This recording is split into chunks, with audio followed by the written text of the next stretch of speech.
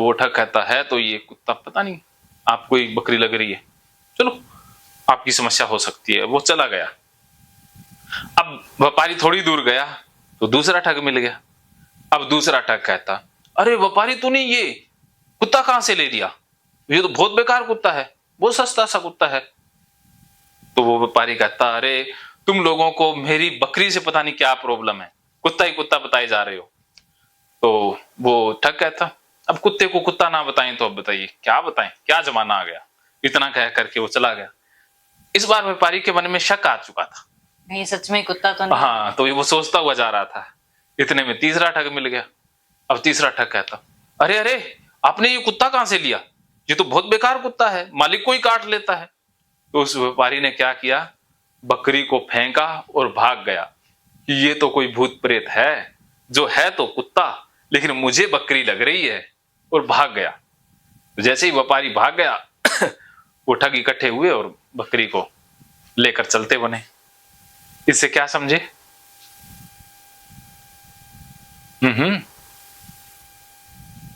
इसमें ठग कौन है, बकरी कौन है? वो खुद ही बन गया। दिमाग लगाओ। आपके केस में हमारा दिमाग ही, हाँ, या हम खुद बन रहे हैं, समझ में नहीं आ रहा।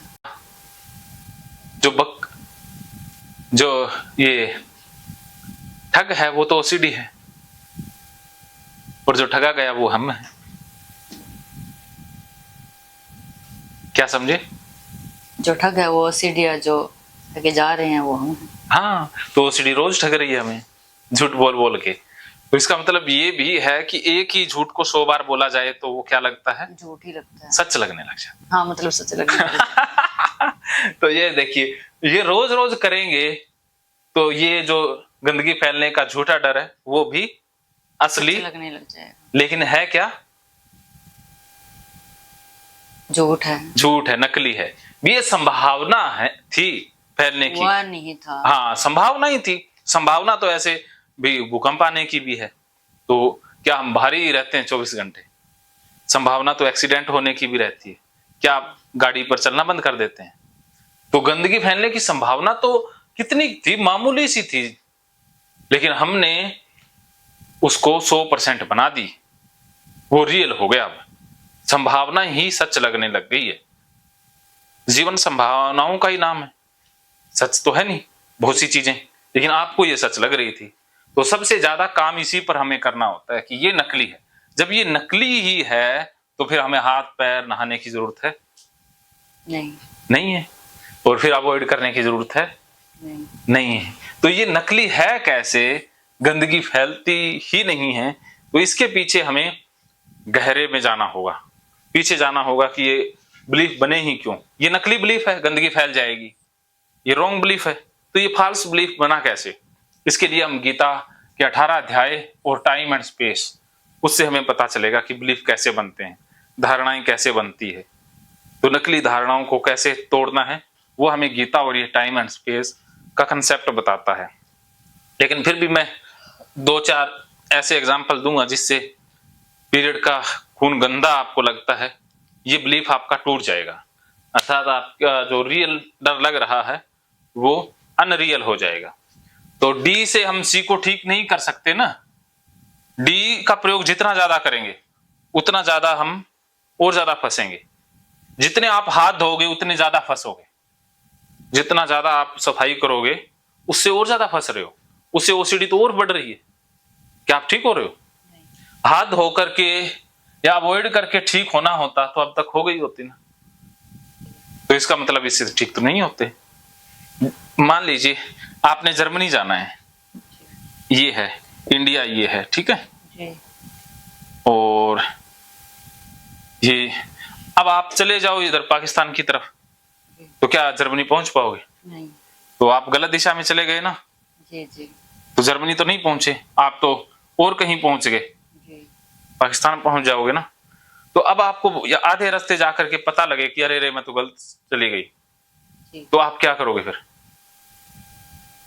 वापस आएंगे, वापस आओगे, फिर यहां से सही रूट पकड़ोगे तो पहुंच जाओगे ना। जी जी। तो इसीलिए अब पता लग गया आपको कि ये रूट ही गलत है, तो अब क्या करना चाहिए? वापस चलना चाहिए, सही वापस चलना चाहिए। तो वापस हाथ धो करके तो नहीं जा सकते, हाथ धो करके तो पाकिस्तान में ही जाएंगे, और अवॉइड करके कहाँ जाएंगे, पाकिस्तान में ही जाएंगे। तो जर्मनी जाने के लिए तो रूट ही अलग है, जी गलत रूट पकड़ रखा है ना। जी ये तो बीमारी वाला रूट है, अर्थात ओसीडी में तो बीमारी हो रहे हैं ना, जी जी। कंपल्सन तो बीमारी करता है। अब हमें ठीक होना है तो रूट बदलना पड़ेगा। वो सही रूट क्या है? वापस चलना, वापस चलना है। तो चलना कैसे है वापस, वो हम सीखेंगे। ठीक है, इतना समझ गए। जी। सी जितना बड़ा होगा बी उतना बड़ा हो जाएगा, अर्थात जितना ये डर रियल लगेगा उससे ये गंदगी का एहसास ज्यादा गहरा होगा और रिपीटेड आएगा, और ये विचार फंसने भी लग जाएंगे। ये गंदगी का एहसास मन में फंस के ही रह जाएगा, या आपका हाथ पीरियड के ब्लड के लग गया तो ये खतरा जितना बड़ा रहेगा तब तक ये विचार फंसा रहेगा, ये निकलेगा ही नहीं। ये फंसा रहेगा मन में, बार बार आता रहेगा कि लगा था लगा था लगा था, लगा है, हाथ गंदा है गंदा है गंदा है गंदा है। ये विचार मन में बार बार रिपीट होगा, फंसा रहेगा, फंस गया ना। जैसे ट्रैफिक जाम हो जाता है तो फंस जाती है ना कारें, तो ऐसे ही दिमाग में विचार भी फंसते हैं ना। ओसीडी वालों के दिमाग में विचार 24 घंटे तक फंसे रहते हैं, कईयों के कुछ दिनों तक फंस जाते हैं। विचार सबको आते हैं। अब आप कह रहे थे कल की विचार आना बंद हो जाएं, कैसे विचार नहीं आए? तो विचार सबको आते हैं, लेकिन सबके मन में विचार फंसते नहीं हैं। बस यही अंतर है ओसीडी वाले इंसान में और नॉर्मल इंसान में। नॉर्मल इंसान के मन में विचार फंसता नहीं है, ओसीडी वाले के मन में विचार फंस जाता है। बस जिसके मन में जैसा विचार फंसा वो वैसी बीमारी में चला जाएगा। तो विचारों को फंसने से रोकना है।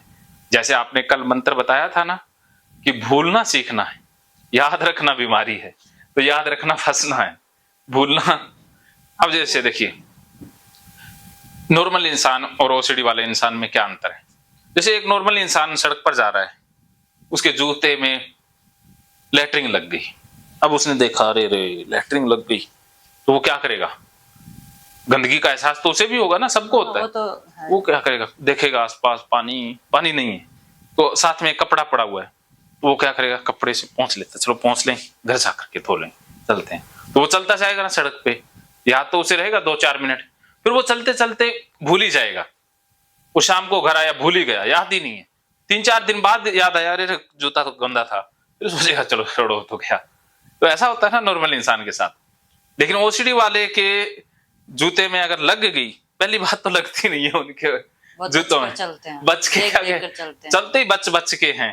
तो अगर लग गई तो वो तो भूलेंगे ही नहीं, सारा सामान घर जाना ही छोड़ देंगे, पहले कहेंगे पहले यही करेंगे, और काम तो बाद में, चाहे मीटिंग हो चाहे फ्लाइट मिस होती हो होने दें, पहले ये करेंगे।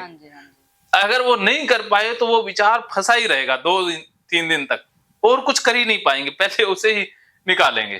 तो ये ओसीडी वालों की निशानी है। क्या समझे? विचार फंसना ही ओसीडी। हाँ बस, और ये फंसता इसी के कारण है कि उसके साथ खतरा जुड़ा हुआ है। अगर उसके साथ खतरा ना हो विचार के साथ तो फंसेगा नहीं। अब आपके मन में गंदगी फैलने का डर ही नहीं है कि अरे टॉयलेट लग गई, कोई बात गंदी होती नहीं है, तो विचार फंसेगा नहीं? फंसेगा, निकल जाएगा। तो सी सबसे ज्यादा इंपॉर्टेंट है, इसी पर सबसे ज्यादा काम होना चाहिए। जब इस पे काम हो गया तो विचार भी नहीं फंसेंगे, हाथ भी नहीं धोना पड़ेगा, कुछ भी नहीं। और फिर ट्रिगर तो ऐसे रहेगा, पीरियड का खून तो रहेगा, इसमें प्रॉब्लम ही नहीं है, सबको आता है। प्रॉब्लम इसमें है ही नहीं, प्रॉब्लम तो इसमें है। कहां है प्रॉब्लम? लेकिन ओसीडी वालों को प्रॉब्लम इसमें लगती है, ये पीरियड का खून ही गड़बड़ है। क्या समझे? प्रॉब्लम पीरियड्स का खून नहीं है, प्रॉब्लम गंदगी फैलने का जो है वो प्रॉब्लम बन चुका है। हाँ, तो समझ में आ रही है चीजें? हाँ जी, हाँ जी, आ रही। बहुत गहरे से या अच्छे से? या नहीं, अच्छे से आ रही है। तो अभी तो आप समझ गए ना कि बीमारी कैसे डेवलप हुई है, और समझेंगे फिर ठीक कैसे करना है, वो भी हो जाएगा। तो अब आप समझ गए कि डी से ए की तरफ आना ही सबसे बड़ी बीमारी है। तो अब हमने डी से ए की तरफ नहीं आना है, अब हमने रूट बदलना है। रूट कैसे बदलना है वो सीखते हैं। लेकिन पहले ये तो समझ लें कि हम बीमार हैं कितने, बीमार आप कितने बीमार हो। जैसे कहते हैं ना आप सीवियर हो, ये हो वो हो, आपकी ओसीडी कितनी गहरी है ये अब हम समझते हैं। जैसे ये मन है, ये मन है, ये स्पीड है। स्लो स्पीड अर्थात दुख, टेंशन, चिंता। फास्ट स्पीड अर्थात खुशी, आनंद, मस्ती। तो मन की स्पीड स्लो होती है डेटा से। जिसके मन में जितना डेटा उसकी स्पीड उतनी स्लो, और जिसके अंदर जितने कम डेटा उसकी उतनी फास्ट स्पीड। जैसे स्नेहा की स्पीड कितनी फास्ट है, सब कुछ में फास्ट है ना, तो क्योंकि उसके अंदर डेटा ही नहीं, खाली है। बच्चे जिसके अंदर डाटा नहीं है वो बच्चों जैसा ही होगा, और जिसके अंदर जितनी डाटा वो उतना ही ऐसे बड़ा हो जाएगा ना, बूढ़ा हो जाएगा। बूढ़ा इंसान डाटा लिए हुए होता है, बच्चा बिना डाटा के होता है। जी। तो हमें बच्चों जैसा, इसलिए कहते हैं ना संत बच्चों जैसे हो जाते हैं। क्यों हो जाते हैं? क्योंकि उनके डाटा डिलीट हो जाते हैं। जैसे जीसस क्राइस्ट कहते हैं ना कि परमात्मा के साम्राज्य में वही प्रवेश कर पाएगा जो बच्चे जैसा हो गया। अर्थात उसके डाटा कट गए। जी जी। तो डाटा ही प्रॉब्लम है। प्रॉब्लम किस में है? डेटा में। डाटा में। तो आपके पास इससे रिलेटेड बहुत सा डाटा है। डाटा कहां से आया? बचपन से आया है डाटा। ऐसा नहीं है कि आप जन्म के साथ डाटा लेकर के पैदा हुई। डाटा 3 चीजों से सबसे ज्यादा आता है। सबसे पहले घर से डाटा आता है। मां सिखाती है। मां ऐसा नहीं है कि बीमार करने के लिए सिखाती है, क्योंकि उसको उसकी मां ने सिखाया था, उसको उसकी मां ने सिखाया था। तो वो अपनी बेटी को क्या देगी? डाटा देगी। पोटी गंदी होती है, ये डाटा सबसे पहले घर से ही मिलता है। बच्चे, छोटे छोटे बच्चे आप देखते होंगे, उनको पता ही नहीं है पोटी गंदी है, कि वो तो खेलते रहते हैं, मजा आता है उनको। लेकिन उनकी माँ क्या करेगी? धीरे धीरे शी गंदा होता, और उसको थप्पड़ भी लगाएगी कि पोटी करके आ गया, हाथ धोए नहीं, हाथ धो चल। तो बच्चा धीरे धीरे सीख जाएगा, गंदा है, गंदा है, गंदा, तो दूर रहना सीख गया। तो डाटा आ गया उसके मन में। फिर दूसरा काम होता है इन स्कूलों का, इन्होंने गलत सिखाया, पीरियड का ये वो, या सही शिक्षा नहीं दी, इसके बारे में सही शिक्षा दी नहीं।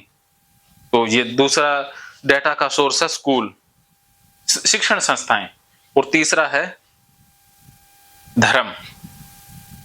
धर्म गुरुओं ने या धार्मिक बाबाओं ने तो कसर ही नहीं छोड़ी। इन्होंने तो ऐसा डाटा दिया कि ये तो अपवित्र, अशुद्धता, भगवान नाराज हो जाएंगे, फलां हो जाएंगे। भाई भगवान ही नाराज होना था तो पीरियड का खून क्यों नहीं? पर इस गहराई से सोचें तो हमारे शरीर के साथ ही है, तो उसने वो भी तो परमात्मा नहीं दिया। ये तो है ही परमात्मा। आप मैं बने तो इसी से बने। जो परमात्मा भगवान ने ही बनाया, तो भगवान किससे बनाए? भगवान किससे बनाए? वो खुद। क्या कृष्ण बिना खून के बन गए? नहीं। तो क्या राम बिना खून के बन गए? नहीं। तो उन मूर्खों को ये कौन पूछे कि तुम्हारी माँ के ये पीरियड नहीं आते तो तुम जैसा जोकर नहीं पैदा होता, जो पीरियड को गंदा बताते हैं। उन पर दया करो कि कैसा जोकर है, जिस थाली में खाया उसी में छेद, अर्थात जिस माँ के खून से बना उसे ही गंदा बता रहा है। तो उससे तो पवित्र कुछ नहीं है, अपने रोम रोम उसी से ही बना है। ये हड्डियां, इसे हम इतना प्यार करते हैं, दांतों से प्यार करते हैं, बालों से प्यार करते हैं, क्या वो खून से अलग बने? तो बताओ फिर गंदा? शुरुआत तो वही है, फिर गंदा कहाँ है? क्या समझे? गंदा नहीं है। अभी तो मैंने बताया कि डाटा ऐसे आया, अभी बताया नहीं रियल उसका रीजन। अभी भी आपके डाटा कटने शुरू हो गए, लग रहा है ना कट गए। अब तो हाथ में भी ले लोगे। नहीं, हाथ तो लग जाता है मेरा। लग जाता तो अब टेंशन होगी या नहीं? नहीं। अभी रुको, अभी और बहुत सी गहराई से समझोगे, फिर कहोगे कि अरे रे मैंने इतने साल क्यों। महकेंगे फिर से खुशियों के रंग भगवत गीता थेरेपी कोर्स के संग। इतिहास का पहला ऐप जो गीता के माध्यम से ओसीडी डिप्रेशन का इलाज आसान बनाएगा। ओसीडी डिप्रेशन का इलाज हुआ और भी आसान, और वो भी बिना दवाई, घर बैठे। किसी को बीमारी की चिंता है तो किसी को चिंता की बीमारी है। भगवत गीता ने लाखों करोड़ों का जीवन बदला है और आपका भी बदलेगा। गीता थेरेपी कोर्स में आपको मिलेगा सभी 11 प्रकार की ओसीडी का संपूर्ण इलाज, जैसे गंदगी का वहम, बार बार हाथ धोना, बार बार सफाई करना, बार बार लॉक दरवाजा चेक करना व अन्य सामान की चेकिंग बार बार करना, एक ही विचार बार बार आना, नुकसान व मरने मारने का विचार आना, HIV, rabies, cancer, heart attack का विचार आना, IBS और नींद न आने की समस्या का हल गीता कोर्स में मिलेगा। आत्महत्या वाले विचारों से मुक्ति भी गीता थेरेपी कोर्स से मिलेगी। राजेंद्र जोधपुरिया ऐप पर आपको ओसीडी से संबंधित राजेंद्र जोधपुरिया की किताब भगवत गीता के मनोवैज्ञानिक रहस्य और अन्य टिप्स पढ़ने को भी मिलेंगे। गीता है महान थेरेपी। गीता में सीबीटी, हिप्नोथेरेपी, माइंडफुलनेस, ईआरपी व अन्य बहुत सी साइकोथेरेपीज का समावेश मिलेगा। राजेंद्र जोधपुरिया ऐप एक, फायदे अनेक। आज ही प्ले स्टोर से डाउनलोड करें, लिंक डिस्क्रिप्शन में है। तो देर क्यों, अभी जाइए डिस्क्रिप्शन में और लिंक पर क्लिक करके प्ले स्टोर से अभी डाउनलोड कीजिए राजेंद्र जोधपुरिया ऐप और पाइए अपनी सभी समस्याओं का हल। मानो तो मौज है, वरना समस्या तो हर रोज है।